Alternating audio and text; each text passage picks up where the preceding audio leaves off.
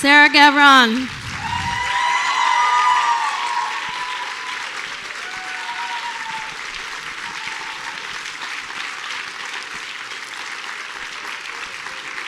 Thank you.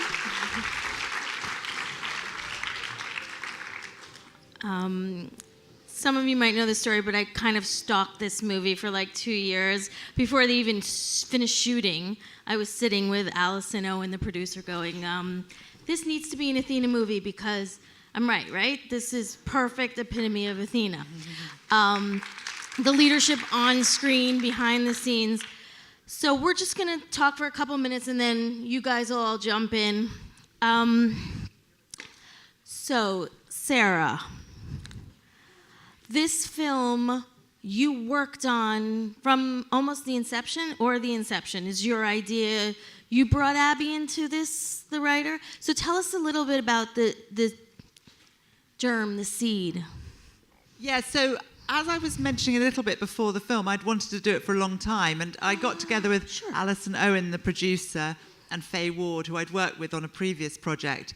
And Alison had a conversation with someone about doing a film about the suffragettes, and I said, I've wanted to do that forever. I'd love to do it. And so we then approached Abby Morgan, the writer, and then did this process. Oh, thank you. I totally forgot about chairs. You can have a chair. Of 6 years of research, which was really about finding the way into this, because the movement was spanned 50 years. It involved thousands of characters. And we went into libraries, we talked to academics, we talked to descendants, it was the advent of photography and cinema, of course, so we looked at a lot of footage. We even developed a reel of film, some of the faces that you see at the end there, to really understand the period, and then decided that rather than do a biopic of Emmeline Pankhurst, we'd go through the prism of that 15-month period leading up to Emily Wilde-Davison's death at the Derby, and tell the story of the working class women. Right, so the Maud character is not a real character. She is a fictionalized version of an every woman. That's right. I mean, we drew very, very closely. So we think of her as a composite character. There were 3 well-known working class women, Annie Kenney, Annie Barnes, and Hannah Mitchell, and then there were many others. And we read all those accounts. So everything that happens to Maud happened to someone we read about. But just to place her in that moment in time, we fictionalized it.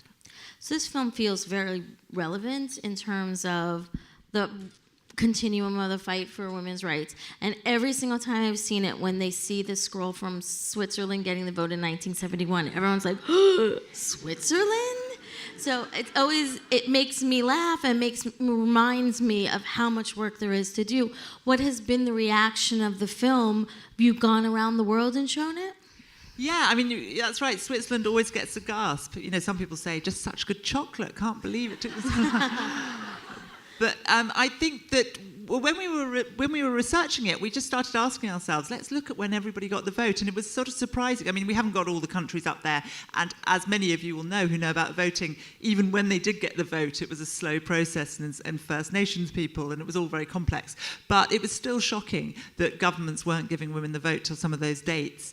And, you know, and then when we've shown it around the world, I spoke to this amazing woman from Saudi Arabia who works for Equality Now and lives here in New York, actually, who was saying that, you know, in Saudi Arabia, they've just given women the vote in municipal elections, but they still have to get driven to the polling stations. They can't drive themselves. And the man in the house still has a say over how they vote, even if they've only got a child in the house. So it's, you know, it's far from achieved. What on your journey has been the most surprising part of the rollout of this film?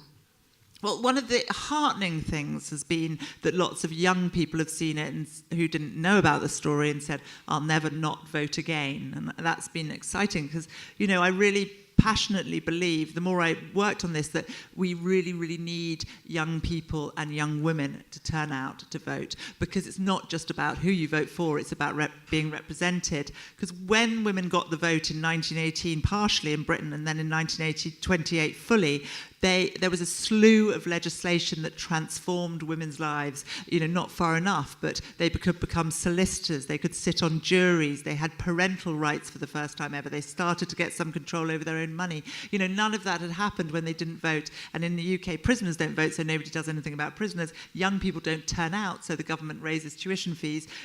So they need to be represented.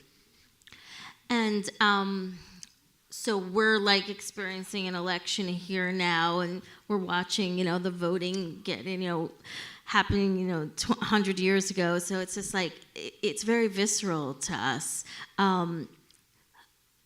Where does the next, you're at the end of the journey of the film, started in September, rolled out, and so it's going out on DVD now. Talk to us a little bit about, your movie was women. It was women behind the scenes, in front of the screen, everything. What was different about your set from other places? I know you told the story about Brendan Gleeson, but it is still so incredibly unique to have had such a women-centric, behind the scenes in front. Talk a little bit about that. Yeah, so it really was, not as the actors kept on saying, it's so rare for them to act with other women and to have roles where they're not the girlfriend, or just an add-on, and that was exciting to them. And we did have lots of women actors want to be part of this. It was harder casting the men, and the agents did ring up and say, well, there's just not much for the men to do, they're just reacting. And our producer Alison Owen said, well, welcome to the world of actresses for the last 100 years, But But then we were very pleased to get Brendan and Ben. But there was a very particular atmosphere on the set, and I think it partly emanated from the fact that there were lots of women, but which was unusual, but also from the source material, and I think people felt that it was just exciting to tell this story that hadn't been told before. And we also did a lot of firsts in the making of this film. So we had a location manager who is a woman, who is, I think, the only female location manager in the whole of Britain.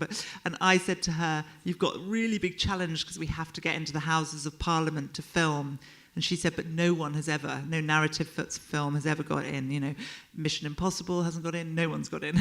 And I said, well, we've just got to be suffragette about it. We've just got to go back and back. And she did, and we did get access. And then they said, well, what's your request? And we said to bring in 300 supporting artists, stunt people, and stage an anti-government protest in the central courtyard. And to their credit, they did agree, and there we were, this female cast and crew in this institution that had barred women for centuries. And David Cameron even came to visit the shoot and was a little bit appalled when I told him what the scene was. But but it was great. And and then we had people on the film as well. We had women on the film who had descendants. We kept on having people stand up and go, my grandmother was a suffragette. Or, it was great having that connection. Most famously, Helena Bonham Carter is the great-granddaughter of Herbert Asquith, who was the Prime Minister at the time, who was the arch enemy of the suffragettes. Good legacy. Talk a little bit about Meryl. Last question before we go to the audience. How did you get Meryl Streep to do your movie? Yeah. Well, the thing was that we were working out who could play Emmeline Pankhurst, and she was this, as you saw, a very small role. But we did think, perhaps we should get an icon to play an icon. She's got this charisma and power, and she's got to communicate it in this one scene. And who is that woman? And we cast Carey Mulligan as our first piece of casting, and we started to assemble the cast around her.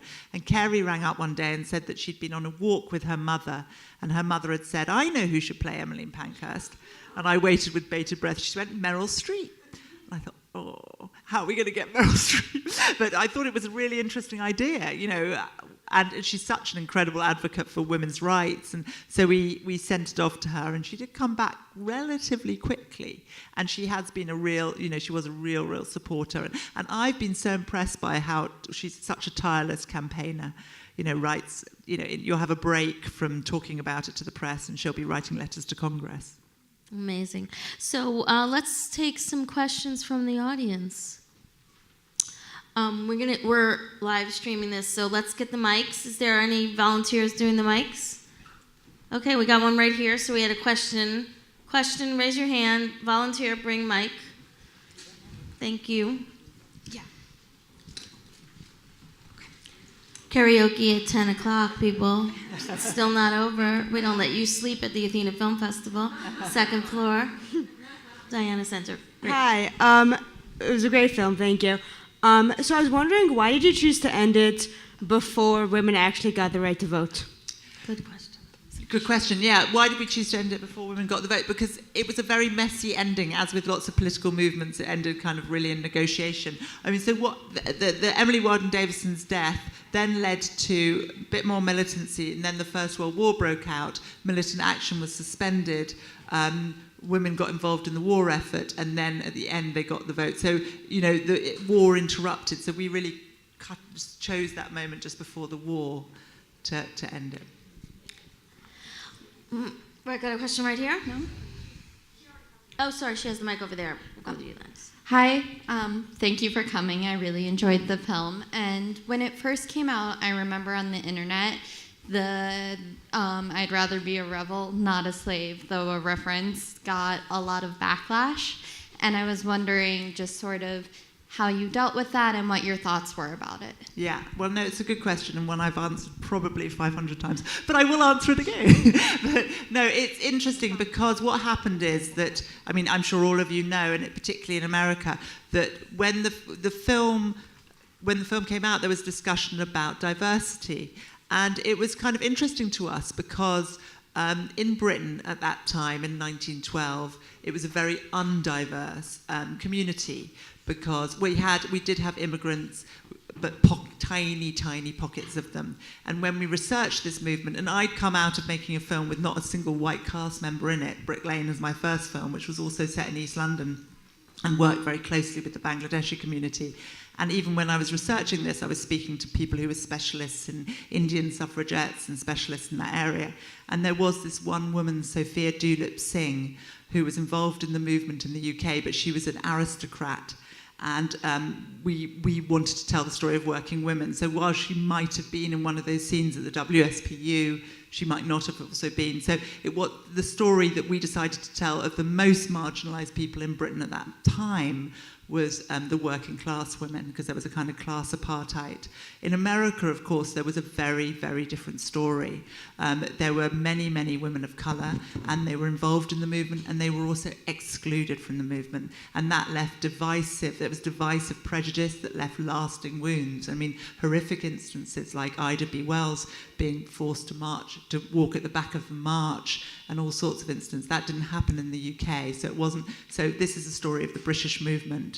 Then that T-shirt was a marketing thing. I mean, what's interesting to me, that I had nothing to do with and didn't know was happening, but what was interesting to me was that we've had a lot of high-profile and not high-profile women of colour in the UK come out and say how this film resonated with them and how important it was to them and how that T-shirt didn't have those associations for them. And, and it was Time Out London. And I think what we need to know is this is a global world, and you can't just do things in isolation and expect them to just read in one country in the social context of that country. And, of course, race is such a critical debate, and I'm passionately behind that debate. And I'm passionately behind diversity behind the camera and in front of the camera in all respects, just not in terms of not just gender, but in terms of sexual orientation, in terms of class, and in terms of colour. And we really need to address that.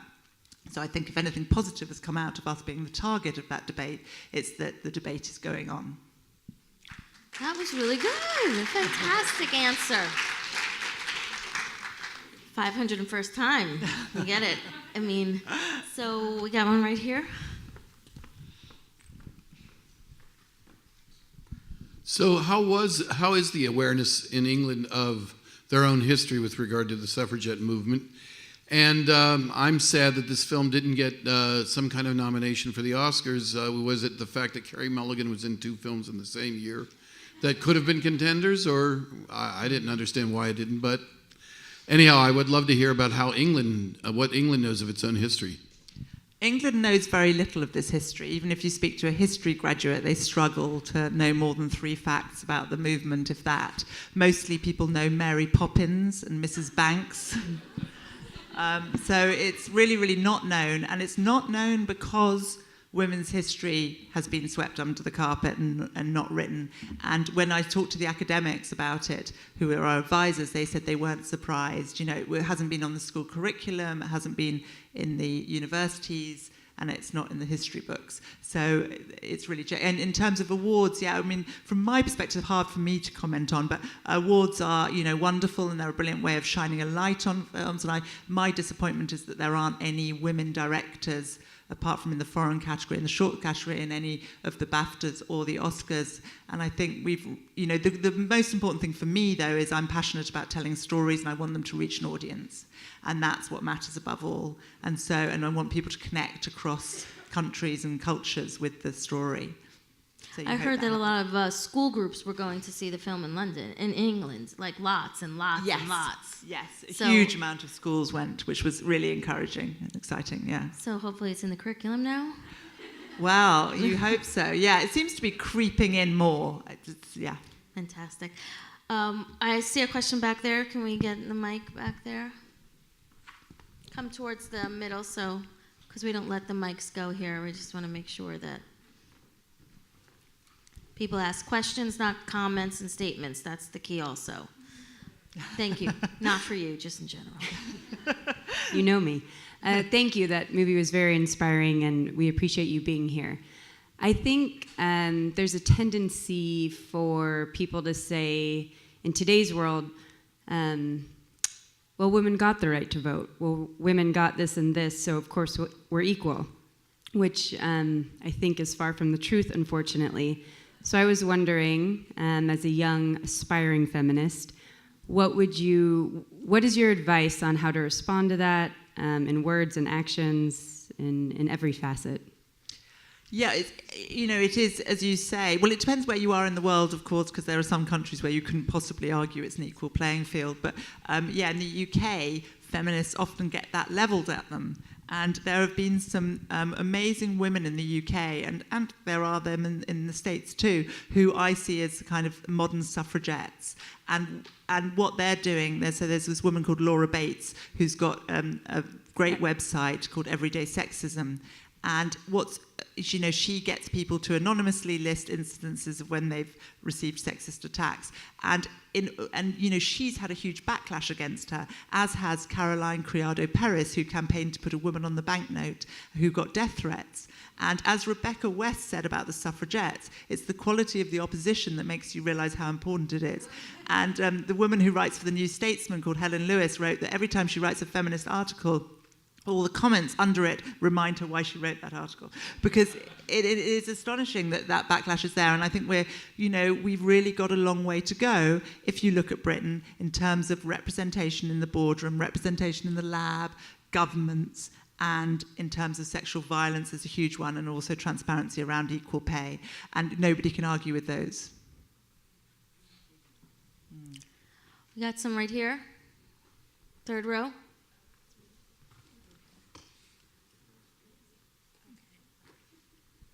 Okay, so fabulous movie. I only cried twice, so that's good.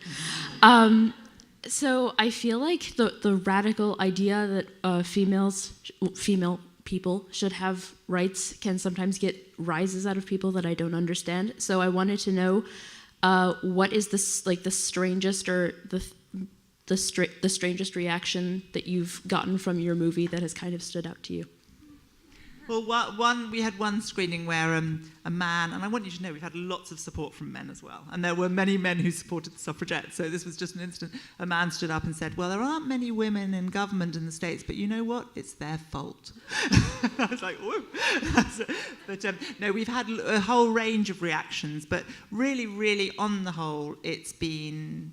I think I'd say it's been encouraging. I mean, what's been great is that people have been going to see it, and that people have been discussing. It's kind of prompted discussion. And someone in Nottingham took it upon themselves to do a piece of research about this film. So they got in a whole group of students, about 200 students, and they gave them a questionnaire that was to judge how feminist they were. And then they showed them the film, and then they did the questionnaire again. And apparently they were more feminist after it. Fantastic. So your film opened the London Film Festival this year. What was that like? That was really exciting. Yeah, because only 3 films in the 58 years of opening the London Film Festival have been directed by women. And they do make a big hoopla about it, and it is an exciting, big event. Yeah. Any more questions? We got some back, the first row.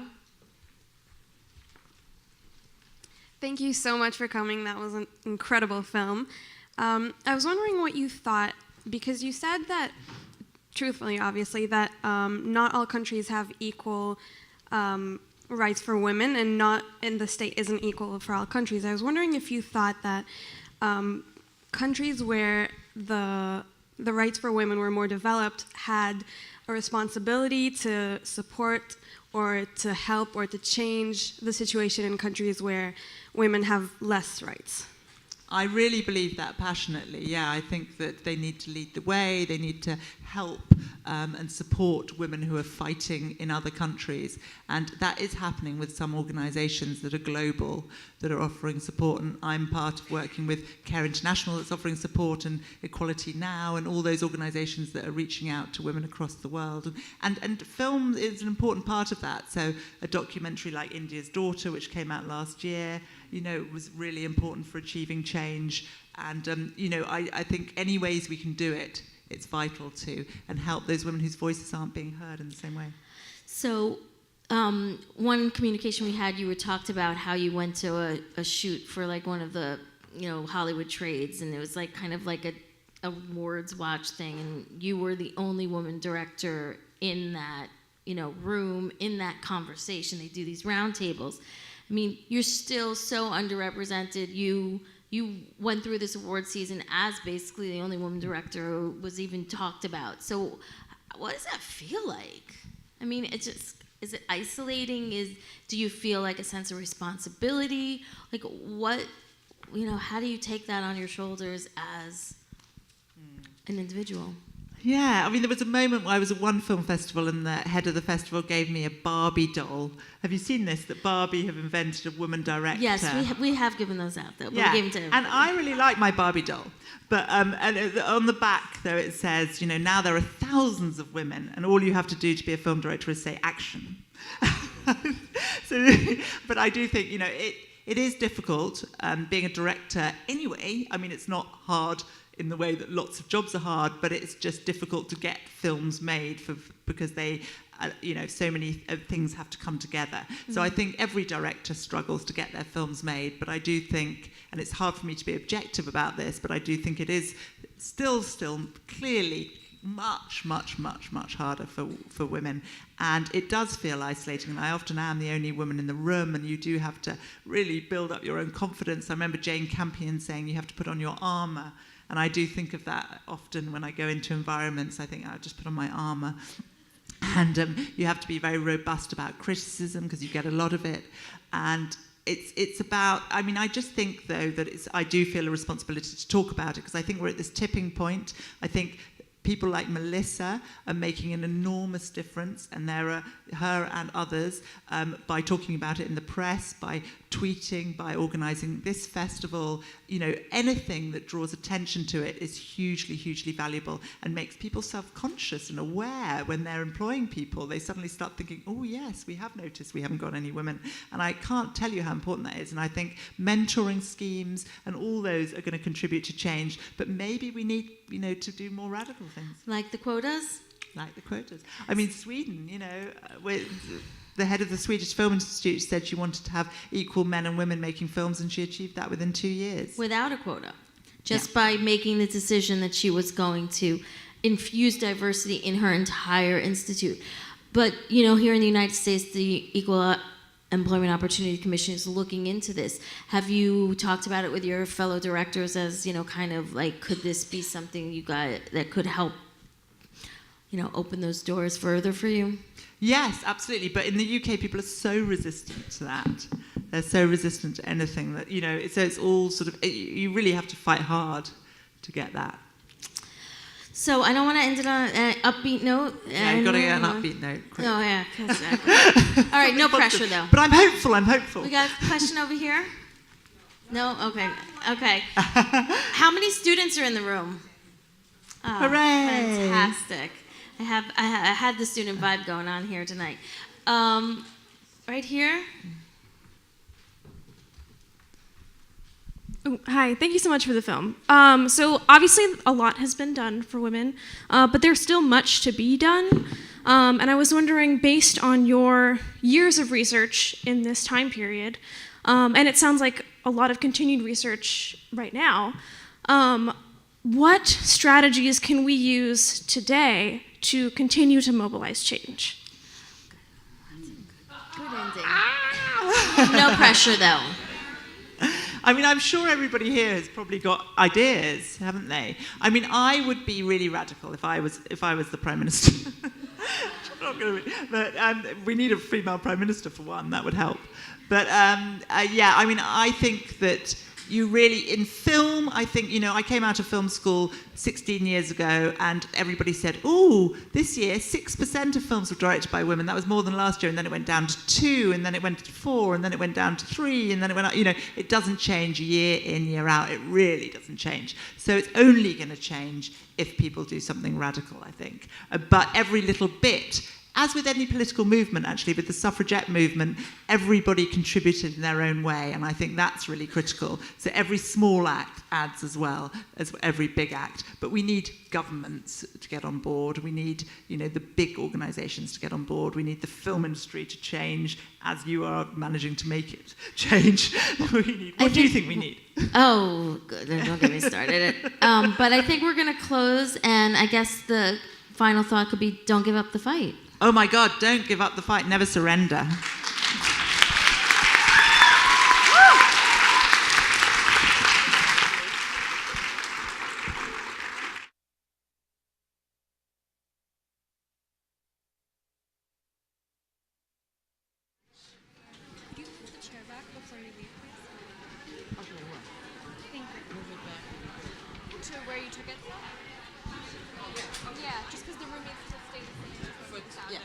That was already there when I...